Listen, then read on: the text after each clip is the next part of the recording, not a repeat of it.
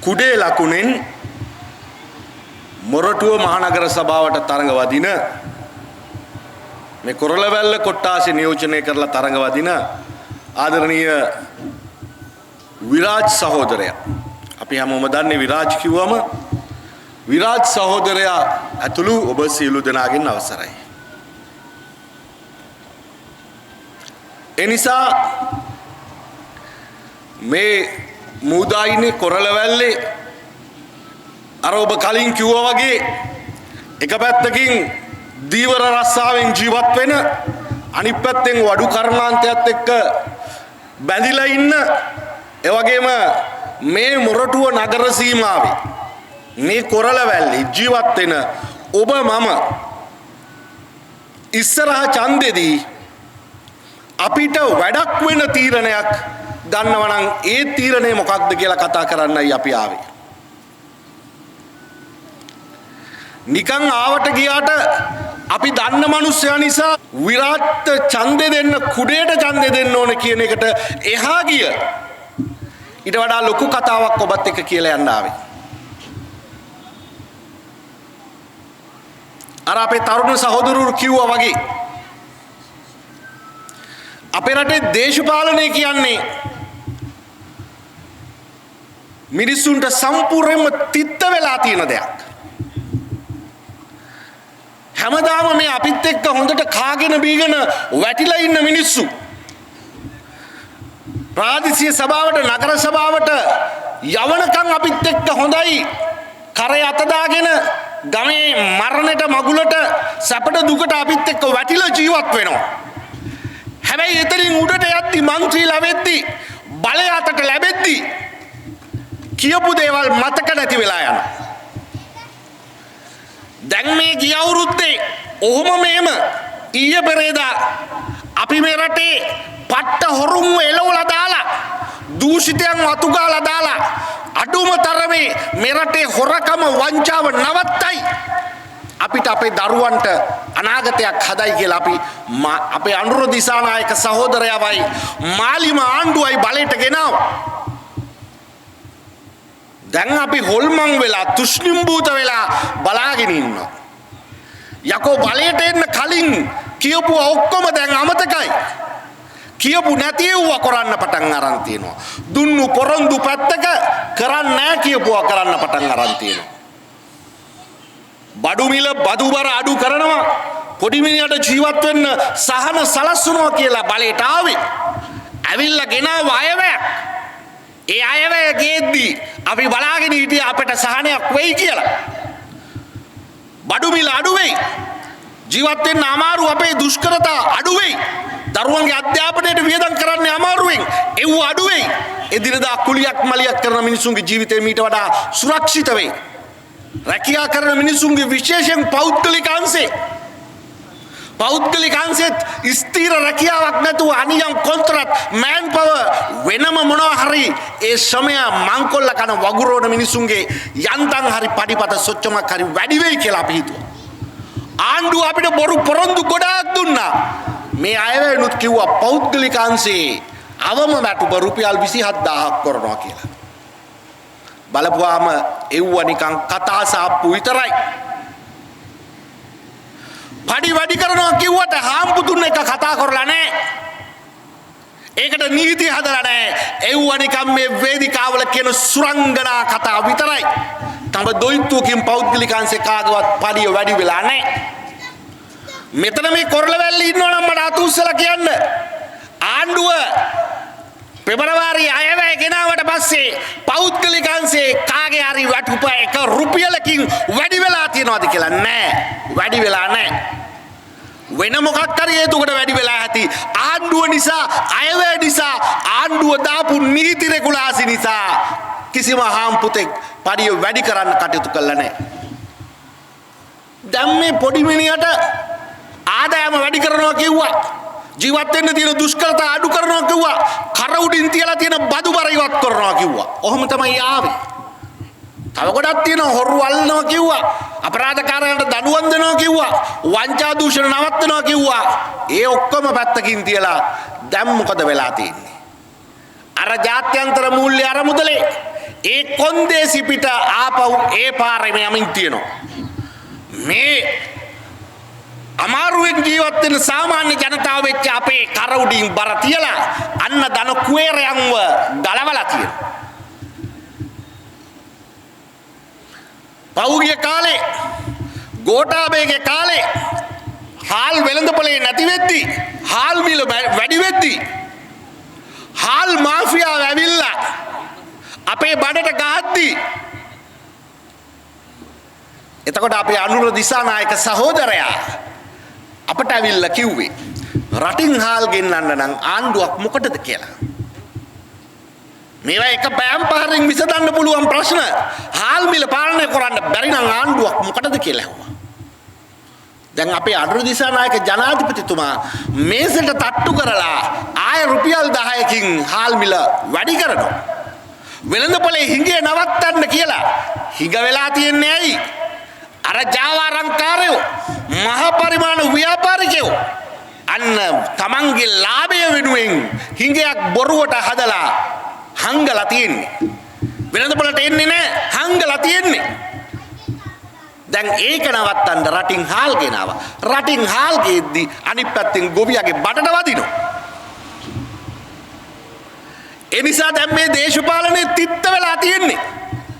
අපි දන්නවා පොහට්ටුවේ කම්බ හොරු හිටියේ.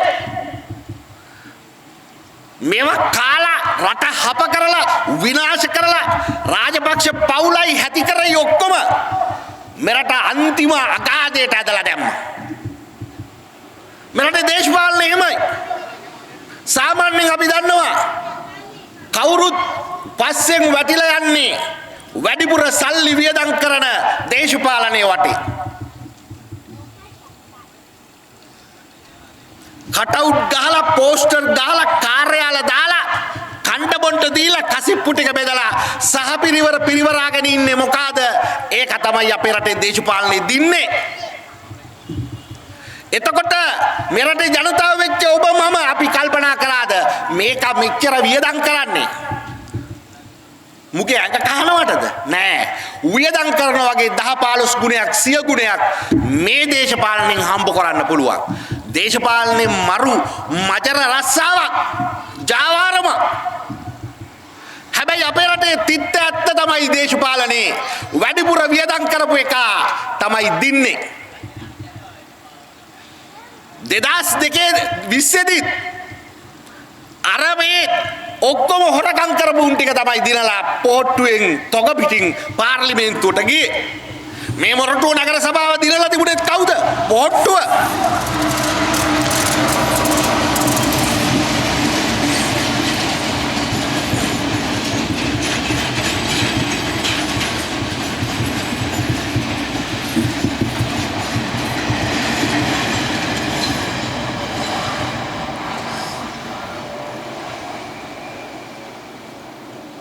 අපේ රටේ දේශපාලනේ තිබුණේ එහෙම.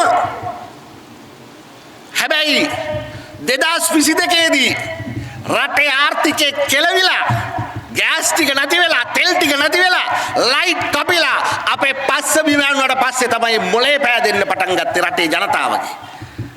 ඊට කලින් දේශපාලකයෝ හොරකම් කළේ නැද්ද? හොරකම් කළා. අතිතරම් හොරකම් කරද්දී වැඩිපුර සල්ලි වියදම් කරන එක පස්සෙන් ගිය දේශපාලනයක් අපිට තිබුණේ. හැබැයි රටේ දේශපාලනය වෙනස් වුණා රටේ ආර්ථිකය හොම්බෙන් ගියාට පස්සේ 2022 දී රටේ ජනතාව පාරට බහින්න පටන් ගත්තා. විශේෂයෙන් මේ තරුණ පරම්පරාව ගෝල්පේ සරගලයට ඇවිල්ලා විරෝධතාවලට ඇවිල්ලා උද්ඝෝෂණ වලට ඇවිල්ලා අර 3-2ක් තිබුණයි කියපු 69 ලක්ෂයක් ගත්තයි කියපු ත්‍රිවිධ හමුදාවේම බලපුලුවන්කාරකම තිබුණයි කියපු ගෝඨාභය රාජපක්ෂ කණෙන් අල්ලලා එළියට දැම්මා. එතකන් අපේ රටේ දේශපාලනේ වෙනස් වුණේ නැහැ. එතකන් අපේ රටේ දේශපාලනේ තිබුණේ අර ප්‍රභූවරු ගාව සල්ලි තියෙන උන් ගාව උන් ඇවිල්ලා සල්ලි විසික් කරන ගානට තමයි උන් ඇවිල්ලා සල්ලි විසික් කරන ගානට තමයි බලය හැදුනේ.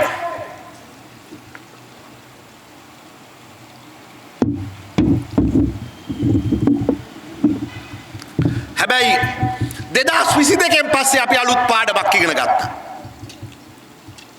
ඉගෙන ගත්තද නැද්ද? ඉගෙන ගත්තා.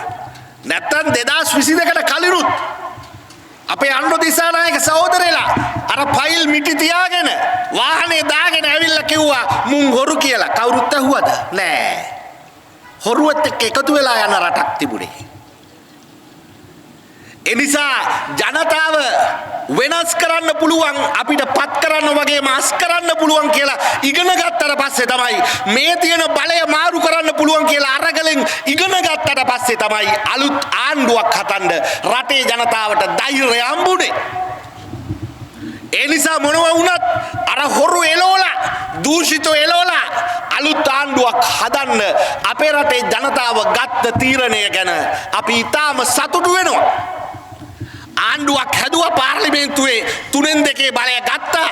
දැන් ජනාධිපතිත් ඉන්නවා, කැබිනට් එකත් ඉන්නවා. දැන් වැඩේ කරලා පෙන්නන්න තියෙන්නේ. ඒ නිසා මේ ආණ්ඩුව පත් කරද්දී කලින් නම් අපි දන්නවා දේශපාලනේ. එනේ උන් කොච්චර කෙබර කෙලියත් අපිට ප්‍රශ්නයක් නැහැ. ඇයි?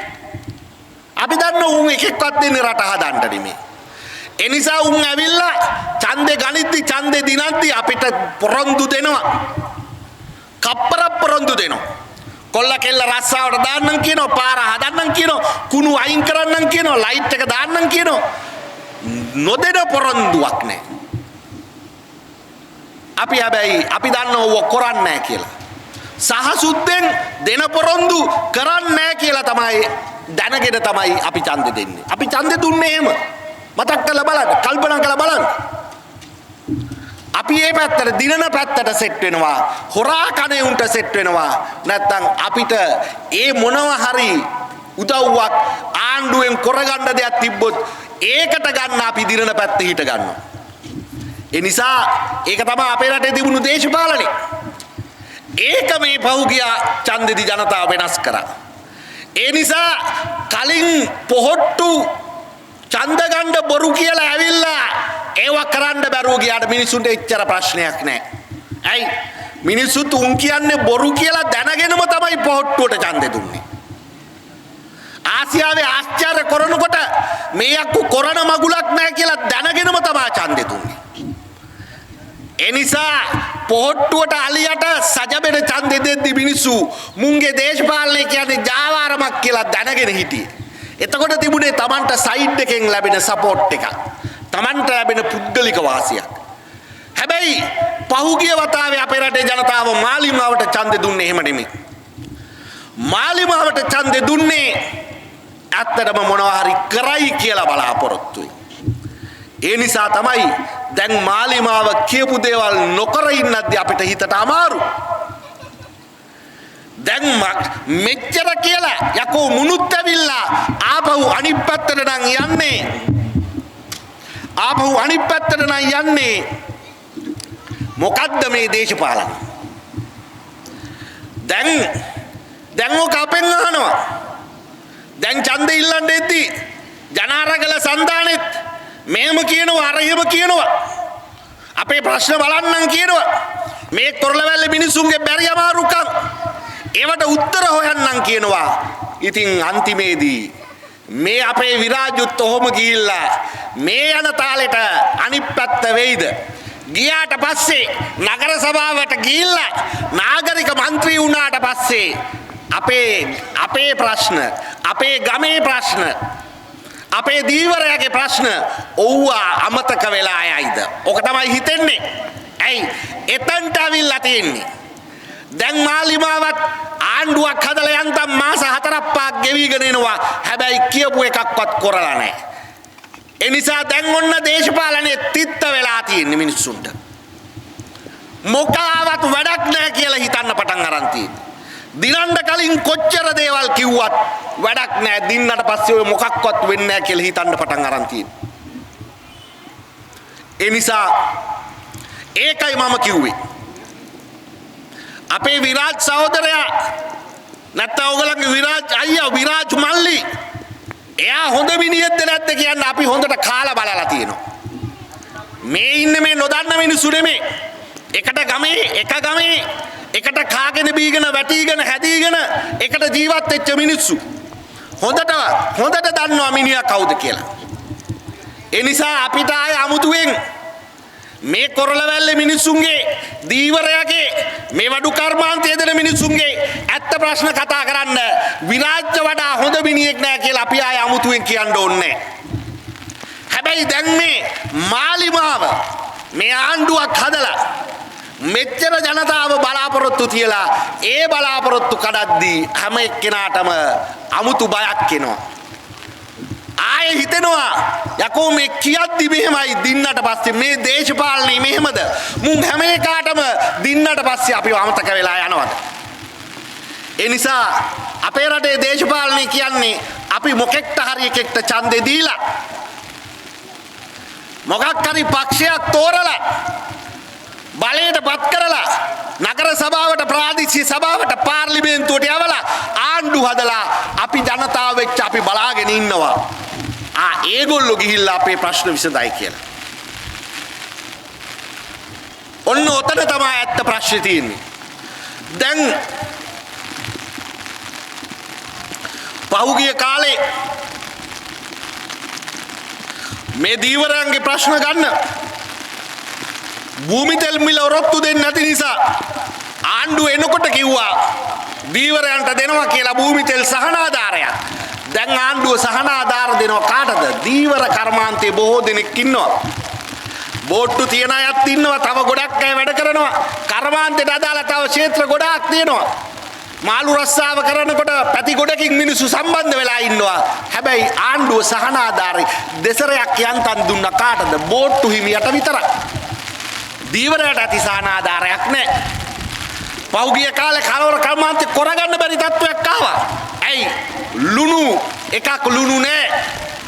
ලුණු ගණන් යන්න ගත්ත උපරිමේ ලුණු මිටිය රුපියල් 8000ක් පහු වෙලා ගියා. ඒ නිසා කර්මාන්තෙත් එක්ක ජීවත් වෙන මිනිස්සු අන්ත අමාරු අසරණ තැනකට වැටුණා. ඇයි ඒ? දැන් අර හාල් ප්‍රශ්නේ වගේ ඇයි රටේ ලුණු හිඟයක් ඇති වෙලා තියෙන්නේ? සමහරු කියනවා පහුගිය කාලේ වැස්ස වැඩි වුණා. ඒ නිසා ලුණු ලේවායවල කටයුතු අඩපණ වුණා. නෑ පට්ටපල් බොරු. අර දඩ්ලියලා නිපුණේලා එකතු වෙලා උන් අර වීටික ඔක්කොම තමන්ගේ අතට අරගෙන හාල් මාෆියාවක් හදලා තියෙනවා වගේ ඉස්සර පුත්තලමේ නිලාවේලි වල ඔය හතර වටේ ලුණු ලේවායවල් තිබුණේ ආණ්ඩුවට. අද මොකද වෙලා තියෙන්නේ? ඒ ලුණු ලේවායවල් ඔක්කොම පෞද්ගලික අංශයට දීලා කම්පැනි වලට දීලා නිලාවේලි වල පුත්තලමේ ලුණු ලේවායවල් වැඩි ප්‍රමාණයක් අයිති කාටද? රයිගම් මුදලාලිට. රයිගම් මුදලාලිට අයිති. ඒ නිසා දැන් ලුණු කර්මාන්තෙත් ඒකාධිකාරයන් පටන් අරගෙන තියෙන්නේ. ඒකාධිකාරයන් උන් තොග රැස් කරනවා, හිඟේ ඇති කරනවා, වෙළඳපොළට බඩු එවන්න නැතුව යනවා. අන්න මිනිස්සුන්ට නෑ ලුණු ඇටයක් නෑ කන්න. මොකද වෙන්නේ? නිකම්ම මිල ඉහළ යනවා. අද බිත්තරවල මිල හොඳටම පහළ බැහැලා යමින් තියෙනවා. මේ අපේ ආණ්ඩුව පොඩි මිනිහගේ ආණ්ඩුව ජනතාවගේ බදු බර අඩු කරලා ප්‍රශ්න විසඳනවයි කියලා ආපු ආණ්ඩුව මතක තියාගන්න. කිසිම ආණ්ඩුවක් බිත්තරයට බදු ගැහුවේ නෑ. මේ ආණ්ඩුව බිත්තරයටත් බදු ගැහුවා. බිත්තරයටත් වැට් එක දැම්ම 18%ක්. හැබැයි තාම බිත්තරේ ගාන අඩුයි. ඇයි ඒ? දැන් මේ බිත්තරේ හොඳටම ගාන අඩු වෙගෙන රුපියල් 20 25 30ට අඩුවෙන් කරකැනකොට මොකද වෙන්නේ? කිකිලියෝ 100ක් හදලා ඒ කර්මාන්ත කරන පොඩි මිනිහට ඔරොත්තු දෙන්නේ නැතුව යනවා. බිත්තරේ 30ට අඩුවෙන් විකුණලා ඒ ගන්න මුදලින් අර කෑම කොට්ටයක් ගන්න බැරි වෙනවා. අතින් පාඩුයි. මිල වට්ටන්න මොකද වෙන්නේ? කර්මාන්තේ ඉන්න පොඩි මිනිහා අතෑරලා යනවා කර්මාන්තේ.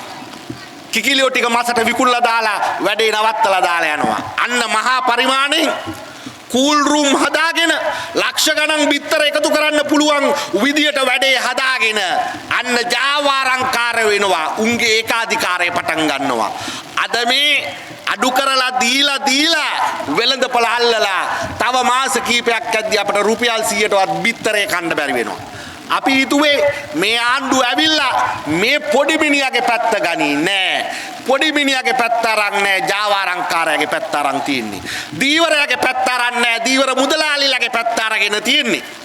අන්න පහුගිය ආණ්ඩුව දීවර කර්මාන්තෙන් මේ වෙරළ තීරේ ඉන්න මිනිස්සු ටික එලෝලා දාන්න ගෙනාවා දීවර පනතක්. ඒ පනත කියන්නේ මොකක්ද? දීවර කර්මාන්තය විධිමත් කරන්න. ඔක්කොම නීතිගත කරන්න. හිතුණු තැනින් බෝට්ටුව මූදට බයින්න බෑ.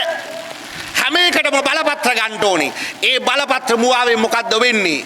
දීවරයට අයිති වෙලා තිබුණු දියම, දීවරයට අයිති වෙලා තිබුණු තොටුපළ, දීවරයට අයිති වෙලා තිබුණු කර්මාන්තය අවසර පත්‍ර ක්‍රමය බලපත්‍ර හරහා සමාගම් වලට පවරා දෙන ක්‍රමයට යනවා.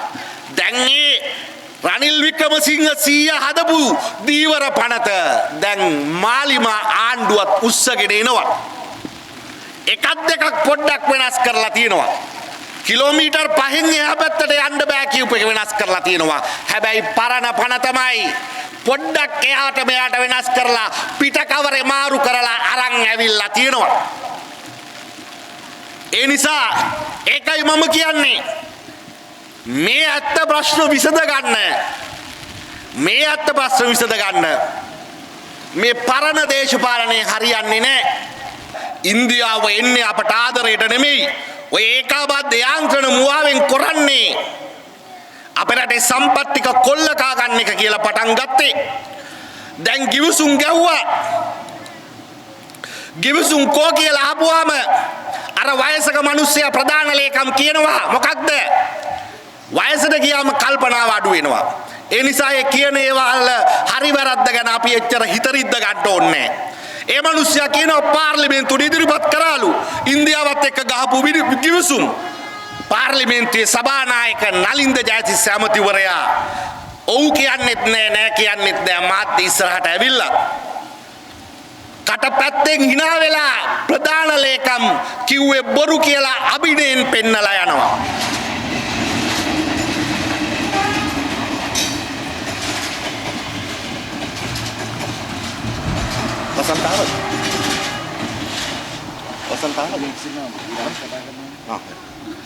ඒ නිසා කටපැත්තකින් hina වෙලා කිව්වේ බොරු කියලා යනවා. දැන් මේ ඡන්දයක් අස්සේ ඔය ගිවිසුම් වල තියෙන්නේ රටේ මිනිස්සුන්ට අබමල් රොණකින් හරි වටින දෙයක් නම් ප්‍රයෝජනයක් නම් ඉන්දියාවත් එක්ක ගහපු ගිවිසුම් වලින් මේ රටේ ජනතාවට මගේ අම්මා තාත්තට ලොසින්ජරයක් හරි ලැබෙනවා නම් මාලිමා ආණ්ඩුවේ කයිවාරු ඔස්තාර්ලා ඕක වවාගෙන විකුණගෙන කන්නේ නැද්ද? විකුණන් කනවා. දැන් අර නුවර පාරවල් ටික සුද්ධ කරගත්තාය කියලා හැඩි කරන්න උනේත් කරපු වැඩේ නිසා දැන් සුද්ධ කරගත්තාය කියලා ආඩම්බර කතා කියන නේද? රට ගිහිල්ලා අරක කරලා SMS එකක් ගහන්න නැතුව ඉඳලා එක ಜಾති කරලා රුපියලක් ඉතුරු කරගත්තම රුපියලක් ඉතුරු කළා රුපියල් 100ක කයිවාරු ගහන ආණ්ඩුව රටේ ජනතාවට රුපියලක් වටින ලොසින්ජරයක් හරි මේ ඉන්දියාවත් එක්ක ගහපු ගිවිසුම් වලින් ලැබෙනවා නම් මේ ඡන්ද කටාස්සේ ඕක තොරම්බල් නොකර ඉදීවිද? ඕක නොකිය ඉදීවිද? එලියට නොදා ඉදීවිද? නෑ. එලියට දාපන් කියද්දී අන්න නලින්ද ජයසිස්සගේ කටින් පැන්න ඉන්දියාවේ එකගතාවයකින් තොරව කරන්න බෑ කියලා. දැන් මේ කලාපේ යුද්ධ ගැටුම් වලින් අපි අයින් වෙලා ඉන්න එක තමයි අපේ ඇඟට හොඳ. ඒ බහ බලවත්තු තෝරු මෝරු හැප්පෙන ASCII මේ අපි හාල්මැස්සෝ ගිහිල්ලා චප්පතුරුප්ප වෙන්න ඕනේ නෑ. ඉන්දියාව අනිත් පැත්තෙන් චීනේ අන්න ඕ පාකිස්තානෙත් එක්ක යුද ගැටුම් ඇවිලිලා මේ කලාපයේ යුද ගිනි අවුලන එක ඇමරිකාවේ චීනේයි වෙළඳ ගැටුම පිටිපස්සේ තියෙන උවමනාව අපි ඕක ASCII ඇඹරිලා චොප්ප වෙලා යනවා. ඕවට අපි මැදිහත් වුණාම ඉන්දියාවත් එක්ක ගහපු ආරක්ෂක ගිවිසුම් වලින් අපි නොදන්න යුද්ධයකට අපි ඈඳෙනවා. අනුන්ගේ පරිප්පු කන්න අපට සිද්ධ වෙනවා. දැන් මාලි මහඬුව වැඩ කරමින් යන්නේ එහෙම. පෞගිය කාලේ අප්‍රේල් 21 පාස්කු ප්‍රහාරයෙන් මියදිච්ච ජනතාව අවුරුදු 6ක් ඒ මහා අපරාධයට මේ ආණ්ඩුවට ඡන්දෙ දුන්නු මේ වෙරළ තීරේ කතෝලික ජනතාව බොහෝ දෙනෙක් බලාපොරොත්තු තියාගෙන හිටියා මාලිම ආණ්ඩුවවත් ඇවිල්ලා සාධාරණයක් ඉටු කරගනී කියලා. දැන් මේ මහමොලකරු හෙරු කරනවා. මොන රෙද්දක්ද මහමොලකරු? දැන් ඔය මහමොලකරු ඕක වටේ කරකි මහමොලකරු ගැන ගිනි පිබ ඉන්න පුළුවන්. මහමොලකරු පැත්තකින් තියන්න. ඕක හෙව්වත් නැතත් මේ මියදුණු ජනතාවට මේ ආණ්ඩුවට යුක්තිය ඉටු කරන්න පුළුවන්. අපි විශ්වාස කරනවා ඒ ජනතාවගේ ලේ මේ ආණ්ඩුවේ දෑත්වල තැවරිලා නැහැ කියලා. ඒ නිසා ඒ වගකීමෙන් කියන්නේ මහමොලකරුවෙක් වටේ සෙල්ලම් කර රවුම් ගහන්න එපා. උඩ ඉඳලා පල්ලෙහාට නීතියේ වගවීම ගේන්න. තමන්ගේ වගකීම ඉටු නොකර පැහැර හරපු තොගයක් ඉන්නවා පාස්කු ප්‍රහාරය ඇතුලේ. වැරද්ද කළත් එකයි කුමන්ත්‍රණය කරත් එකයි පාස්කු ප්‍රහාරය සැලසුම් කරත් එකයි ප්‍රහාරයක් සිදුවෙන බව දැන නොදක්කසේ සිටියත් එකයි. ප්‍රහාරය සැලසුම් කරපු එවුන් වගේම සිදුවෙන ප්‍රහාරය ඇස්කන් පියාගෙන බලාගෙන හිටපු එවුන් ඒකේ දේශපාලන වාසි ගණ්ඩ හිටපු එවුන් එදාට පල්ලිගේ නැති අමන දේශපාලන ජඩයෝ අන්නේ සියලු දෙනා මේකේ වග උත්තරකාරයෝ. ඒ නිසා තමන්ගේ අතේ පාස්කු වින්දිතයන්ගේ ලේ තැවරිලා නැති නිසා අපි කියනවා මේ ආණ්ඩුවට පුළුවන් අන්න වගකිය යුත්තෝ වග උත්තරකරුවෝ ඒ සියලු දෙනාට දඩුවම් කරලා පටන් ගන්න. කොහෙවත් ඉන්න මහමොලකරු ඕක විකාරයක් ඇස්බැඳුමක් ඔය මහමොලකරු ක්‍රීඩාව කවදාවත් ඉවර වෙන්නේ නැහැ. ඒ නිසා අපරාධය සිදුවෙන බව දැන කටයුතු නොකර සිටපු සියලු දෙනාට දඩුවම් කරලා වැඩේ පටන් ගන්න. එතකොට නිකම්ම මහමොලකරු එළි වෙයි. සෙල්ලම් කරන්න එපා මිනිසුන්ගේ ජීවිතත් එක්ක. මිනිසුන්ගේ බලාපොරොත්තු එක්ක සෙල්ලම් කරන්න එපා. ඒ නිසා ඒ සෙල්ලම් කරන දේශපාලනේ රවට්ටන දේශපාලනය නවත්තන්න පුළුවන් එක ක්‍රමයයි ජනතාවගේ බලයක් ගොඩ නැගීමේ පාරේ විතරයි ඒ ගමන තියෙන්නේ. ඒ නිසා මේ අපේ එකෙක් ගමේ එකෙක් අපි හොඳට දන්න එකෙක් හැබැයි එතනින් පටන් ගන්නේ ගමයි රටයි දෙකම වෙනස් කරන ඇත්ත දේශපාලන ගමනකට ජනතාවගේ බලයක් හදන ගමනකට. ඒ නිසා රතු කුඩේ දිනවන්න ජනාරගල සන්ධානයේ දිනවන්න අපේ විරාජ් සහෝදරයව මොරටුව නගර සභාවට පත් කරන්න කියලා ඉල්ලමින් මගේ වචන ස්වල්පය මම අවසන් කරනවා. බොහොම ස්තුතියි.